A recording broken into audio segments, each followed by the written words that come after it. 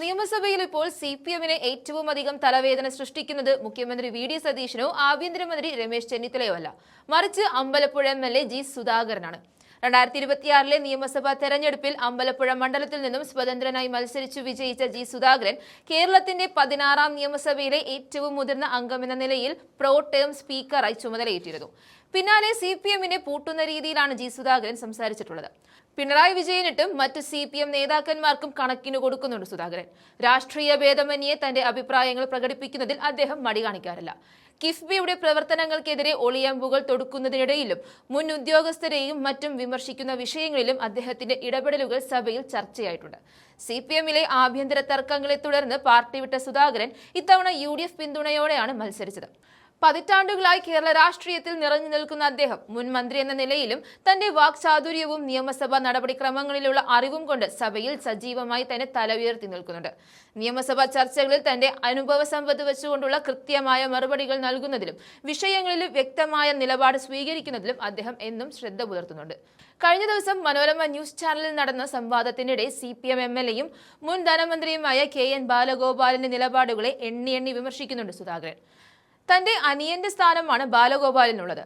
മുൻ മന്ത്രിയാണെന്ന് പറഞ്ഞിട്ടൊന്നും കാര്യമില്ല. വകതിരിവ് ലെവലേശമില്ലെന്നാണ് സുധാകരന്റെ വിമർശനം. കഴിഞ്ഞ ദിവസം താൻ സംസാരിക്കാൻ എണീറ്റ വേളയിൽ ചാടി എണീറ്റ ബാലഗോപാൽ സഭയിലെ കീഴ്വഴക്കങ്ങൾ മറന്നാണ് പ്രവർത്തിക്കുന്നതെന്നും സുധാകരൻ പറയുന്നുണ്ട്.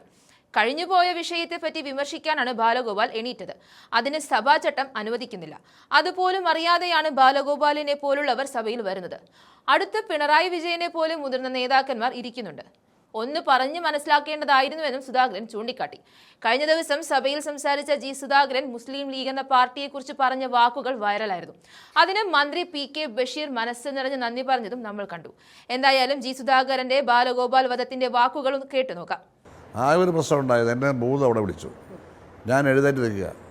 അപ്പോൾ ഈ ബാലഗോപാലൻ ഉപനേതാവ് ഞാൻ എഴുന്നേറ്റ് നിൽക്കാൻ സംസാരിക്കുക. എന്നോട് തന്നെ എൻ്റെ ഫോൺ എവിടെയെങ്കിലും കേട്ടിട്ടുണ്ടോ ഇത്? ഒരാളെ പ്രസംഗത്തിന് വിളിക്കുമ്പോൾ ഏതിന് കഴിഞ്ഞു പോയ കാര്യത്തെപ്പറ്റി അത് കഴിഞ്ഞ് ഉന്നയിക്കാനൊക്കത്തില്ല. ആ സമയത്തോടെ ഉന്നയിച്ചോണ്ട് ഇതാണ് സ്ഥിതി. മനസ്സിലായല്ലോ. അപ്പോൾ എന്തായിരിക്കും 5 വർഷത്തോടെ ആലോചിച്ചാൽ മതി എന്തായിരിക്കും അത്. ഞാൻ എഴുന്നേറ്റ് നിൽക്കാൻ ഇരിക്കുന്നു, പിന്നെ എഴുന്നേക്കുന്നു. ഇയാൾ എഴുന്നേറ്റ് നിൽക്കണം. ഞാൻ നിൽക്കുമ്പോൾ അയാൾ എഴുന്നേറ്റ് നിൽക്കുകയാണ്. ആരും ചെയ്യാൻ പാടില്ല. ഉപനേതാവാണ്, നമ്മുടെ സുഹൃത്താണ്, അനിയനാണ്, ഒക്കെ എഴുന്നേറ്റ്. പക്ഷെ ഈ തരത്തിലേക്ക് നിലവാരമില്ലാതെ പോയിരിക്കുന്നു. മനസ്സിലായോ? നിങ്ങളുടെ അവിടെ ഇരിക്കുമെന്ന് പറയാൻ തൊട്ടടുത്തിരിക്കുന്ന നേതാക്കന്മാർക്ക് പറ്റുന്നില്ല. ഞാനാണ് അവിടെ പിടിച്ചത്. അവിടെ ഇരിക്കാൻ പറയും. ഓട്ടെ, പറഞ്ഞിട്ട് കാര്യമില്ല. ഇതൊക്കെ 1 വഴിക്ക് ഓരോ വഴിക്കൊക്കെ പൊക്കോളൂ.